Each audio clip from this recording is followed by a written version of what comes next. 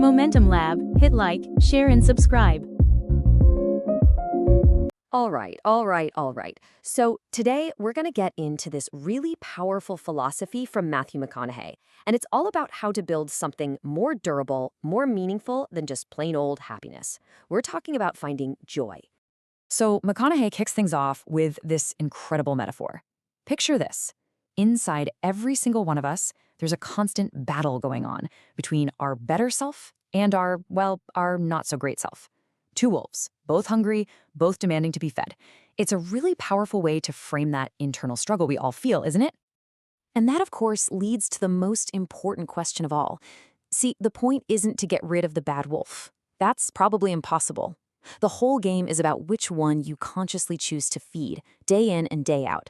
That simple choice, it really sets the stage for everything else that follows. Okay, so let's start with a concept we're all chasing: happiness. But as we're about to see, McConaughey makes a pretty compelling case that this constant chase is actually a trap. Here's the fundamental problem. Happiness, by its very definition, is a reaction. It's something that happens to you after you get a specific result, which means it's conditional. It completely depends on some external outcome that, let's be honest, you can't always control. And this creates what he calls the if-then problem. You know the drill. If I get that promotion, then I'll be happy. If this project is a success, then I'll be happy. It's just not sustainable. Because even when we do win, what happens? We immediately just raise the bar for the next thing. Our well-being is always dangling out there in the future, just over the next hill. So if chasing happiness is a trap, what's the alternative? This is where McConaughey's philosophy gets really, really interesting. He argues the answer isn't chasing happiness at all, it's cultivating joy. And when you see it laid out like this, the difference is just so clear. Happiness is an outcome, a destination. Joy is a constant. It's a state of being. Happiness relies on the result. Joy is found in the process. Happiness is a fleeting response to a win. Joy is found in the doing of the thing itself. And that right there, that is the crucial distinction. And this quote just nails it. Joy is that deep, humming satisfaction you get when you are just completely engaged in the work you feel like you were meant to do.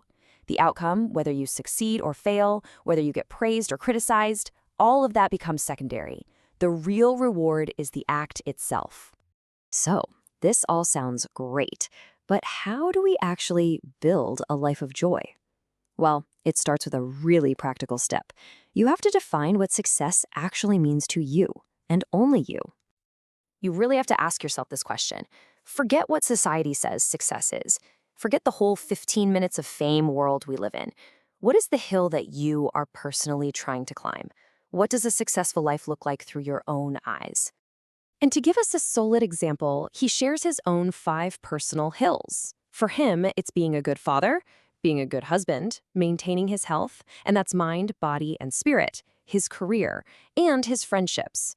You see, for him, success isn't just one big thing. It's about keeping all 5 of these areas healthy. If one goes bankrupt, the whole system starts to suffer. So how do you take care of those hills?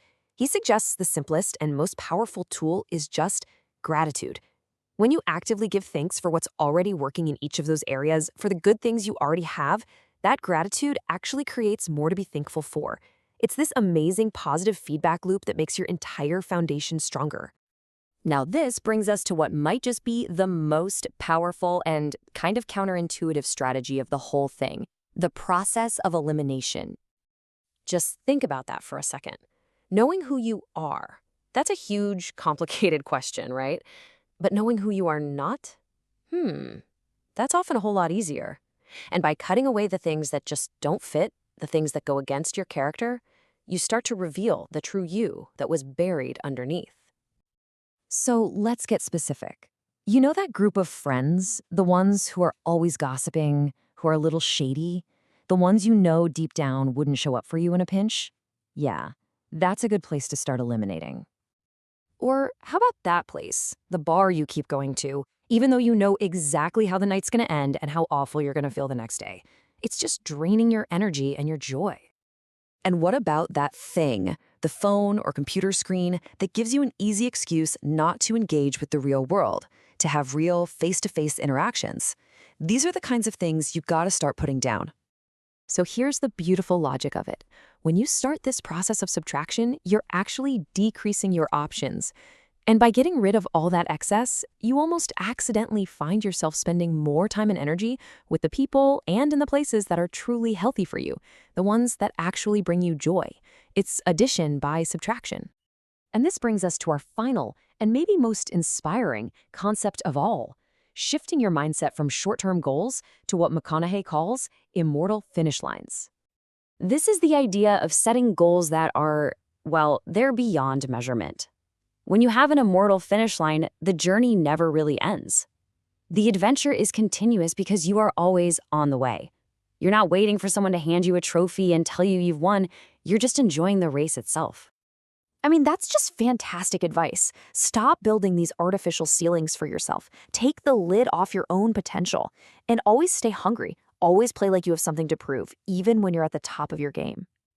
And so, that's the question we'll end with. It's something to really chew on.